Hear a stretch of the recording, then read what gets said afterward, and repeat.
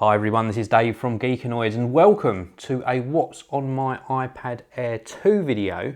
Now this is a viewer requested video, many of you asking what is actually on my new iPad Air 2. And with the beauty of iOS 8.1 and Mac OS 10 Yosemite running here on my Retina MacBook Pro, I'm able to actually capture the screen using QuickTime of my iPad Air 2, and I will superimpose it up on the screen over here so you get to see what I'm seeing. So let's run through the applications that are on my iPad Air 2. So along the top row we've got messages, calendar, notes and contacts. Then we've got the camera application, and if I open up the camera application I can actually show you what my camera is seeing, and we can then go back out to the home screen. That's very cool, and that's really great that I can now do that and actually show you it on screen over here. Then we've got the iTunes store, the App Store, and also my music. Now I don't really use my iPad Air 2 for music. Any music listening I do is actually on my iPhone 6. Then we've got the settings application, and then we're moving to my business folder. Now in my business folder we've got Dropbox, which I use pretty much every single day. I use it more on my iPhone 6 than I do on my iPad Air 2. We've also got Evernote for note taking. I sometimes use that for scripting, so I might make some bullet points that I want to cover in a video. I'll do that primarily on my MacBook Pro, but then this synchronizes across all of my devices, so I can get to those notes on both my iPad Air 2 and also my iPhone 6. Bento is a database application, don't really use that a lot. We've got Notebook, Notability and Squarespace. The Geekanoids website is actually a Squarespace site, so I do use that application quite a bit. Then we've got a File Explorer for my Synology NAS devices. My Synology network attached storage devices are actually really good because I can back up all of my videos and files to them. And with this application I can actually access those on my iOS device. We've got reminders and dictionary, and then if we move across we've got Find My iPhone, To Do, IA Writer, which is a nice writing application which I use on occasion, not very often. We've got Things, Smart Office 2, never really used but it's just installed there. Numbers I use quite a lot. Now I do all of my accounts because I am self-employed on Numbers. I also use Numbers for planning some things out as well because it's got a handy sort of tick list. So I do use that on all of my devices. Hello I've never used. That's something to do with business cards, never even been opened. The eBay application I use on occasion because I do buy some accessories on eBay. Pages I also use quite a bit. And then this next screen of business applications, Wunderlist, absolutely superb for making lists and synchronizing them across devices. 1Password, again, I use this on all of my devices. I have to remember one master password, and then I use this application to log into all of my various sites and also to generate new passwords as well. Then top right, we've got Intuit Pay, never used it. Keynote, very occasionally. OneDrive, again, very occasionally. Quick Office, never used. GoToMeeting, I use for video conferencing. Royal Mail, again, never used. Word, again, occasionally. And then the rest of the Microsoft applications here, Excel, PowerPoint and OneNote. I use Excel and PowerPoint if I need to open something up. I never use them for creativity. OneNote, again, I've used that in my testing of the Surface Pro 3, for example, and seen that what I've created on there synchronizes across to my iPad, which is really very good. Then we've got the Box app, Trello, Hojaki and Catch app, still haven't used them, and they're like collaboration applications. Let's come out of that folder. We're going to the reading folder here. Epicurious, great for recipes. Zinio for all of my magazines. Kindle for books and the occasional sort of other publication. Flipboard for gathering news. Pulse News, don't use that anymore at all, to be honest. I use Flipboard mainly. iBooks, Goodreader, Newsstand. Hate Newsstand, really do. Zite, again, very similar to Flipboard and Pulse. It's sort of a news gathering application. And then the IKEA catalogue, which I was testing out for IKEA, but didn't really get on with it. Well, I like the actual catalogue being on my iOS device, but the virtual reality type feature. Didn't work well at all for me. Then we've got entertainment, and yes, Geekanoids have got an application and it's still being updated. It's been so many years actually. I really need to concentrate and focus on getting that updated for the new iOS devices.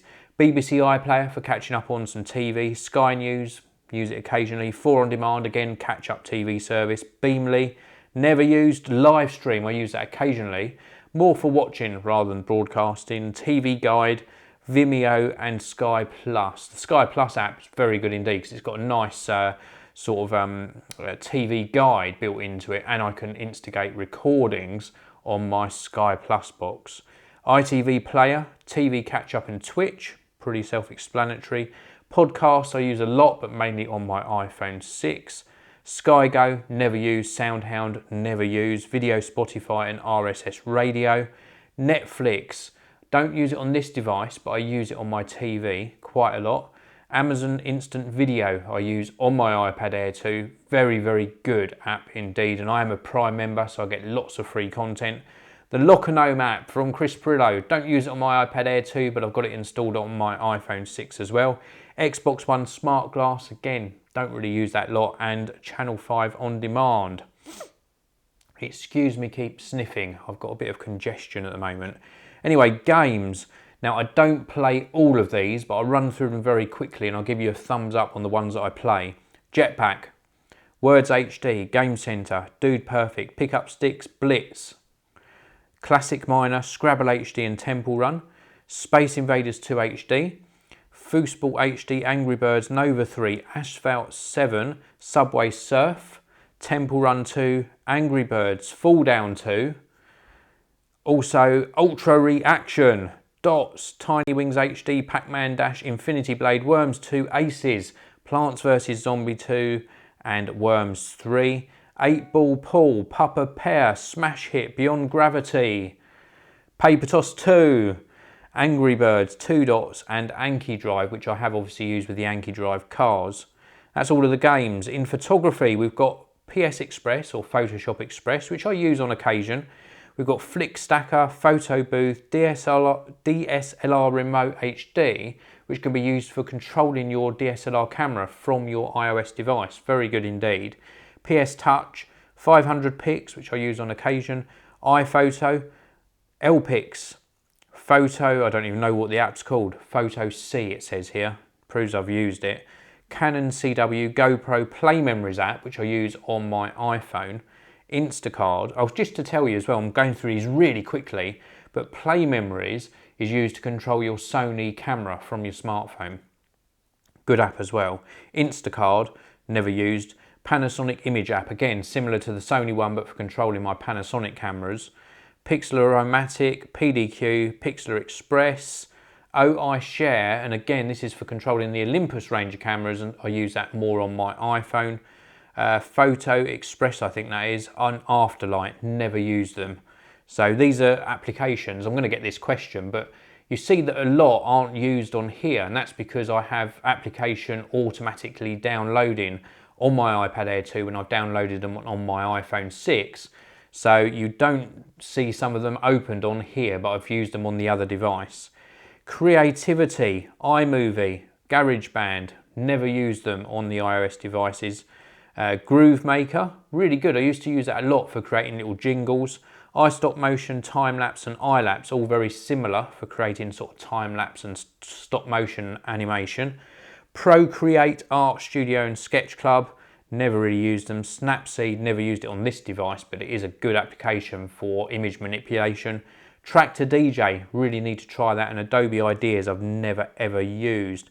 And then social, these get used a lot. Google Plus, Facebook and Pages, I use them very, very much. Also Skype I use a lot, FaceTime I use a lot for communicating. In fact, I've been using FaceTime a lot lately because my family have been abroad, they've been traveling, so I've been communicating with them. Really nice to see somebody's face rather than just a text. Pinterest, don't use it on the iOS devices, use it on the desktop. Find Friends, Ustream and Twitterific, I don't use Twitterific. Twitter, don't use the mainstream Twitter app. Ink Cards, never used. In fact, that can be deleted. Never used it. And then we've got LinkedIn and Path. And then if we go back out to the home screen, we have a utilities folder, and in here, speed test. I use that from time to time just to test the speed of my broadband. Airport utility, fantastic for setting up your airport devices. In fact, let's see if it picks them up. So we've got my Geek Airport Extreme, which is sitting over the back here on the desk, just out of shot. And then we've got my airport time capsule, which is used for doing automatic backups of my MacBook Pro, which of course is in shot just here. Very, very good utility as well, really nicely set out. Then we've got clock, Geekbench, Urban Dictionary, Philips Hue, which is used to control the lighting. Now in the studio I don't have Philips Hue light bulbs because I use daylight bulbs in here, but throughout the house there are other Philips Hue devices, so I use that to control those lights. Geekbench 3, use that just to test devices, to benchmark them. iPrint and Label is for my brother label printer. Now I use that on the desktop and also on my iPhone 6, but I don't use it on the iPad. And it's just a really good label printer for shipping labels. In the health folder here, iYoga Premium. I got that because I intended to use it, and I'm laughing because I never really got into doing it. And then we've got the Withings app, which is used for my scales, for weighing scales. Heart rate monitor, used on the iPhone. Tactio Health, which I used to use because it pulls in information from all different applications, but then it stopped working very well, so I'll probably delete that at some stage. Calendars Plus is an improvement on the normal calendar application. Gmail, which I use on occasion. And then we go across the bottom dock before we go into my next screen. Safari, which I use sometimes. The handoff feature is really nice. I can be browsing a website on my iPad Air 2 or on my iPhone 6, continue the browsing across on my desktop device or on my laptop. Really nice feature. Chrome, which is my browser of choice really, I much prefer that. Mail application works fine on my iOS devices, hate it on macOS 10 Yosemite and previous versions of macOS 10, still have issues with missing emails. The Photos application, which of course I use for viewing my photos. Tweetbot, my Twitter app of choice, and then of course the YouTube app has to be in my dock because I am a YouTube content creator, so I use that a lot. This video's gone 12 minutes already. I'm going to speed up a bit. I'm actually running out of memory card space. Let's do this quick. I've got about 5 minutes left on the memory card. Timers, which I used to use a lot because I used to do timed videos. Don't use them now, so I'm not going to go into those. Miscellaneous, Go Skywatch, Weather and Sleep Pillow. I used to use Sleep Pillow when I had tinnitus. It really did help. And Simply Noise. That's the app that I'm going to open now. Simply Noise just makes sort of like white noises, and then it helps you sort of cancel out the tinnitus in your ear. I'm not going to demonstrate it. Very simple user interface, very simple app. HD Wallpapers and Wallpaper HD. Desktop Weather, De-Articulator and Bitstrips, never really use them now. And Day One, a journaling app for creating like an online diary. I do intend to use that at some stage, but not at the moment. Navigation, now of course I mainly use the navigation apps on my iPhone 6, but they're installed on here as well. The Apple Maps application, Copilot and Google Maps. On my iPhone 6 I also have the TomTom navigation app, which is probably my favourite one. Hot UK deals for picking up bargains in the UK, the remote app. And then this is an interesting one, this. We've got a home monitor, which is for my security cameras. We've got Nest, which is for my thermostat and also for my carbon monoxide and smoke detector. And also the Piper app, which is again another security camera. If I open up Nest, I'm not sure if it will connect automatically. Oh, it does, yeah. I've never used it on the iPad, but it shows the temperature as being it's been set to 16 degrees on my thermostat, and the Protect, which is the smoke alarm or smoke detector, being green, so that means everything's okay. If I tap on the thermostat, you can see here that I've got the inside temperature at 21 degrees at the moment, and also the humidity is 65%. And if I use this rotary dial, I can dial this round to say 23, and that will communicate with the thermostat and with the central heating system. And now it's turned orange, and it's actually heating the house to 23 degrees. So that will actually mean that when I go into the main house, we've got nice sort of temperature. Really very, very good indeed. It also sometimes, it's not doing it at the moment, but it will show you in this circle how long it will take to get to that temperature. Very, very cool. Love it. Love the Nest application. So let's go back out to the home screen. We have got the Apple Store, which of course is used for buying Apple products. So I use that a lot. Swift Key. I tried it on the iPhone 6. It was awful. It really messed up big time. So don't like that. The Tips application. I don't know why that's pre-installed, and it's one of those apps, if you tap on it, this came with iOS 8 or iOS 8.1, and you'll see there's not an X on it. Now all those icons are jiggling about. I can't delete it. I hate it when Apple do that. If I don't want an application on my iOS device, I should be able to delete it. The Auto Trader application is still there from when I was searching for my daughter's car. Of course, I don't need that now, so I could get rid of it.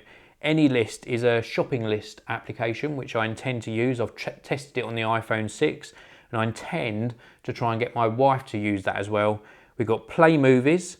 We've also got, that's a Google app by the way, Play Movies. We've also got the Road Recording app, which I'm using for the podcast, which goes up on the channel, not on the channel, sorry, which goes up on iTunes and SoundCloud every single week. We've also got Time Capture, Retry, Flight and Flight Radar, which have never been opened. Some of these are apps that my son downloaded, and the Flight Radar app I've been using to actually track my family's flight because they're abroad at the moment, so I want to keep an eye on their flight when they're travelling back. And that is all of the apps on my iPad Air 2, which I'm absolutely loving this device. The performance and the just design and the Touch ID is absolutely awesome. Really do love it, and it's a device that I use on a daily basis. So I hope you've enjoyed this look at what's on my iPad Air 2 for late 2014. If you have, please do hit that like button. Please subscribe to the channel, and I'll see you all in the next one.